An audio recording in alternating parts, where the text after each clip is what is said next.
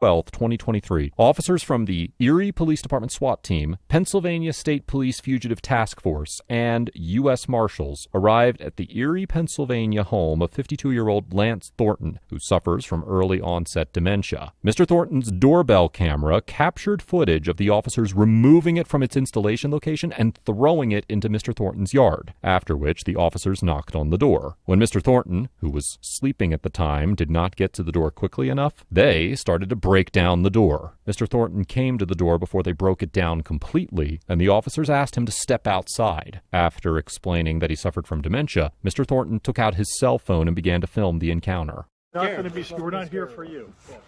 Then I'm being told to put my phone down. I was told I had a right to pull it. That is my rental car. What is going? You're not allowed inside. I want to know what's going on. Tell you what's going on. Then you tell me right now. Relax. No, this is my house. Relax. No, you're gonna. No. That's who we're looking for. He in your house right now? Is he in your house right now? No, there's nobody in my house. We're wanted for attempted homicide, 3 officers. Okay, so that's why we're here. We're not here for anything else. We're here for that. That's Okay. It. You got my word. All right. Can we go in and look to make sure he's not in there? No, I swear to you right now. Okay, right now. You know him. No, I don't know him. I do not like your attitude and the way you came across. Because I said, I'm going to pull my phone out of my pocket, and you said yes. When I said I'm going to start recording, you told me to turn it off. We have our router cams on. We're recording right now too. I'm going to get every one of these because I do not know what's going on here. Listen, this guy's wanted for attempted homicide, 3 officers. Okay, a tip came in and this guy is staying at your house. Understand? Over the weekend. Who are you guys with? U.S. Marshals, EPD SWAT. What's PSP, EPD? Erie Police Department. Okay, keep going. And PSP. What's PSP? Pennsylvania State Police. Okay, I'm shaking right now. Right now, if this is true, what you're telling me, Yes. I give you full permission, full run of my house. Do you know this guy? Sir, I already answered that I question, get that. asked and answered. But here's the thing, there's a reason why this tip was called into the Marshals. There's a connection between you and this guy. Now, it might not be directly. Okay, do you have a girlfriend? Just hear him out. Just hear him My out. wife is an ER doctor. Who's your wife?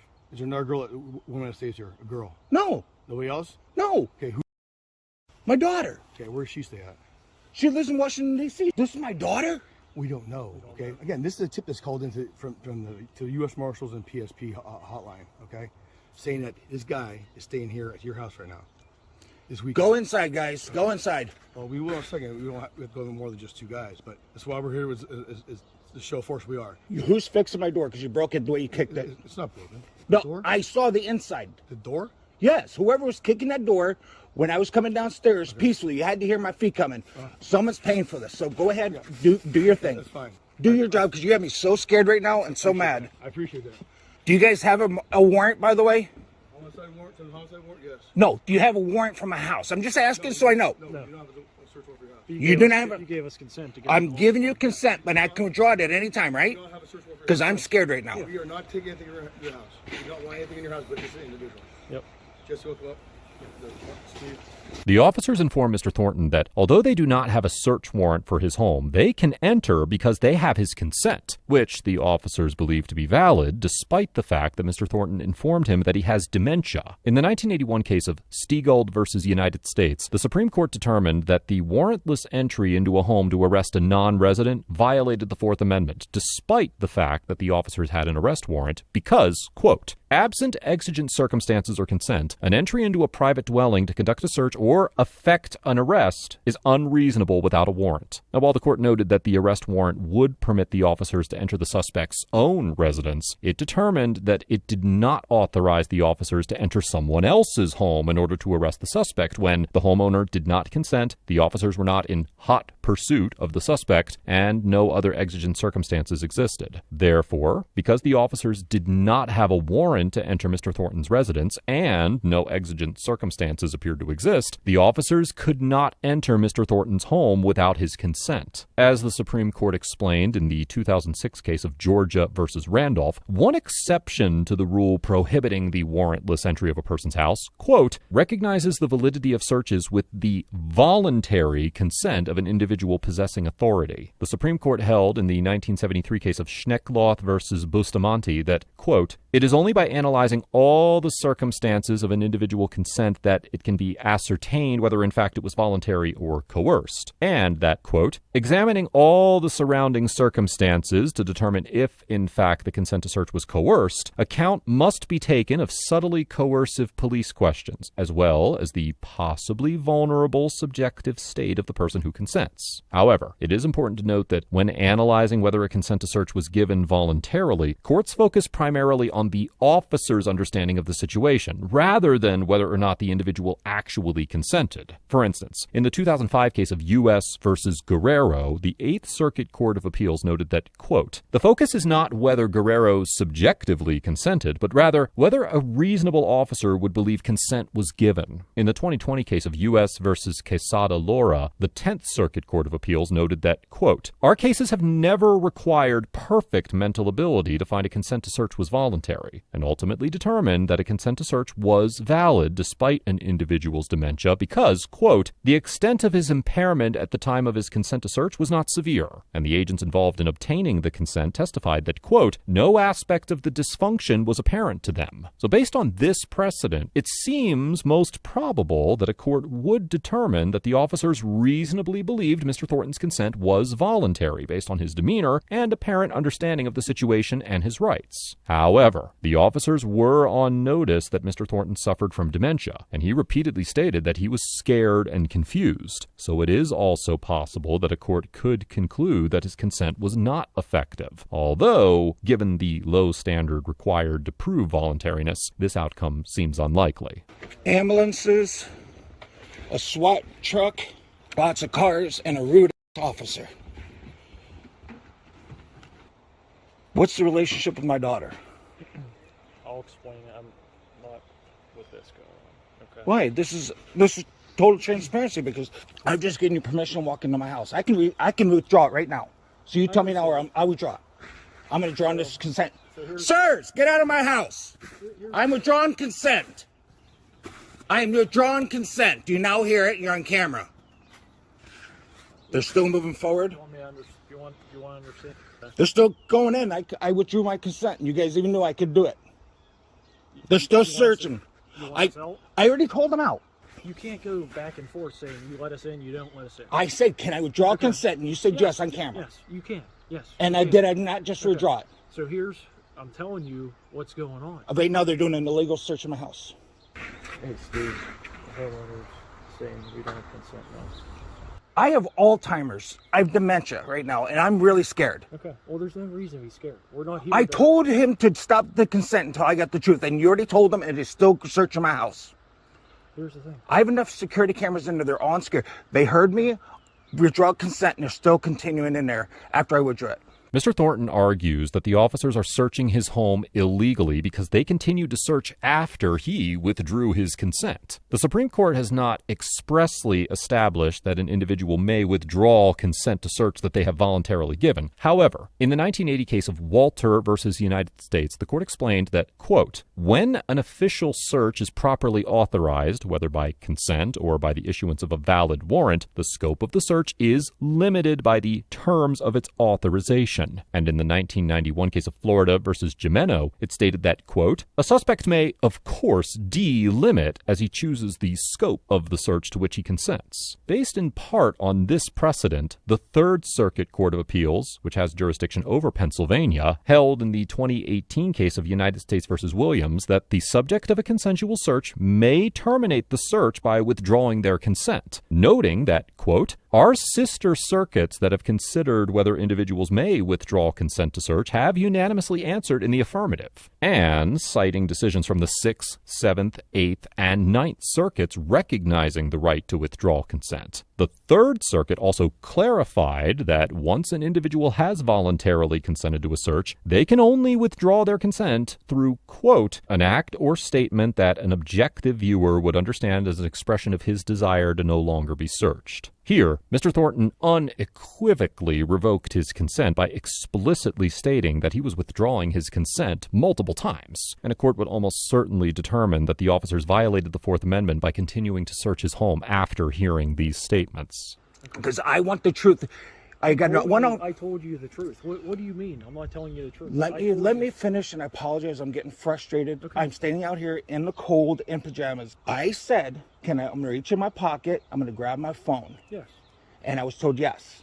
And then I said, I'm going to start recording. And then I started hearing officers tell me, no, put the phone away. I'm not allowed to record. I have all this going on. And then they still continue to go through there after knowing right now they're doing an illegal search. Here's the thing. I radioed to them to tell them to stop. I stood right here. They stared at me when I told them I withdraw consent. So right now, my Fourth Amendment is being violated. This has, like I told you, this has to do with a wanted person who's wanted for attempted Right. homicide. We received a tip through Crime Stoppers regarding this.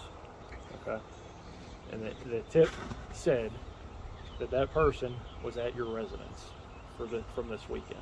The officers informed Mr. Thornton that they received an anonymous Crime Stoppers tip that the suspect was staying at Mr. Thornton's house, and that the tip was the basis for their search. In the 1983 case of Illinois versus Gates, the Supreme Court held that when determining whether an anonymous tip gives rise to the probable cause necessary to issue a warrant, courts must apply a totality of the circumstances analysis that considers an informant's so-called veracity, reliability, and basis of knowledge. In reaching this conclusion, the court reasoned that, quote, informants' tips doubtless come in many shapes and sizes from many different types of persons. And, quote, informants' tips, like all other clues and evidence coming to a policeman on the scene, may vary greatly in their value and reliability. Applying this precedent to a Terry stop, the Supreme Court concluded in the 1990 case of Alabama versus White that because, quote, an anonymous tip alone seldom demonstrates the informant's basis of knowledge or veracity, and given that, quote, the veracity of persons supplying anonymous tips is by hypothesis largely unknown and unknowable, an uncorroborated anonymous tip standing alone, quote, would not warrant a man of reasonable caution in the belief that a stop was appropriate. Although the court clarified that, quote, this is not to say that an anonymous caller could never provide the reasonable suspicion necessary for a Terry stop, it also noted that, quote, some tips completely lacking in indicia of reliability would either warrant no police response or require further investigation before a forcible stop of a suspect would be authorized. Based on the information available, it seems highly likely that a court would conclude that the Crime Stoppers tip alone did not give the officers the probable cause they needed to obtain a warrant to search Mr. Thornton's home, or even reasonable suspicion for that matter, as the anonymous tipster seemed to simply assert that the suspect was staying there without any additional information that could be used to assess the credibility of the tip. In fact, in an interview with the Real News Network about the incident, Mr. Thornton reported that the officers had applied for a warrant before coming to his home, and it was denied by the judge for a lack of probable cause.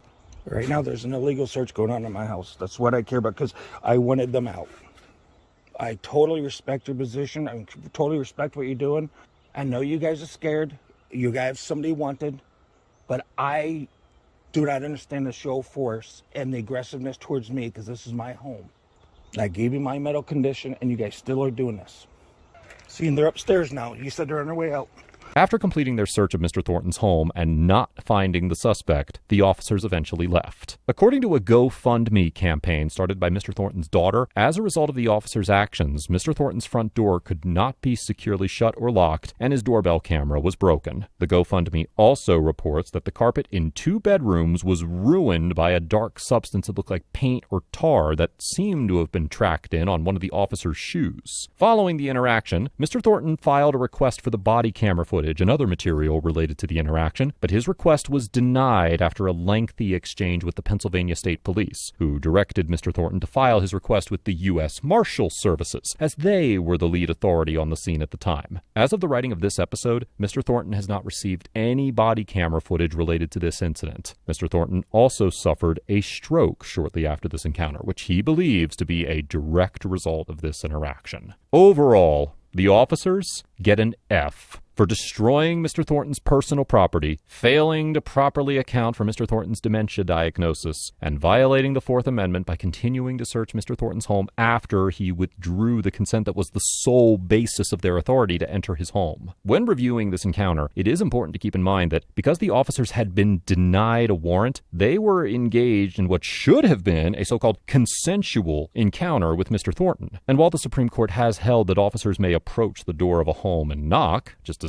any private citizen might do, the scope of this invitation clearly does not include destroying the homeowner's doorbell camera to avoid being filmed, or breaking in their door if they do not respond quickly enough. Additionally, although I cannot say for certain whether the officers were knowingly attempting to take advantage of Mr. Thornton's mental state, at best, they ignored it, along with his repeated assertions that he was confused and afraid, and continued in their relentless pursuit of a suspect who was not inside Mr. Thornton's home or even known to him. Now, while I understand that the officers were hoping to find a dangerous criminal, their uncompromising focus on capturing the fugitive caused them to terrify a citizen with dementia and infringe upon his constitutional rights, which is particularly egregious given the fact that Mr. Thornton did not even know the man they were looking for and was certainly not harboring him in his home. This interaction demonstrates how officers can trample on the rights of innocent citizens when they are more concerned with results rather than abiding by the limitations the Constitution places on their authority. As for Mr. Thornton, I cannot rightfully assign a grade to a man with dementia who was simply the victim of police overreach. While the courts may not recognize that Mr. Thornton's dementia rendered his consent involuntary, I am certain that his condition made this interaction incredibly challenging to navigate, and, as he repeatedly informed the officers, confusing and frightening. That being said, there were many things that Mr. Thornton did right in this encounter, despite his diagnosis, and I want to commend him for his attempts to defend his Fourth Amendment rights, however fruitless they ultimately proved, as well as his choice to film the interaction and share it with the public on YouTube. I would also like to take this opportunity to encourage him to continue to advocate for his constitutional rights by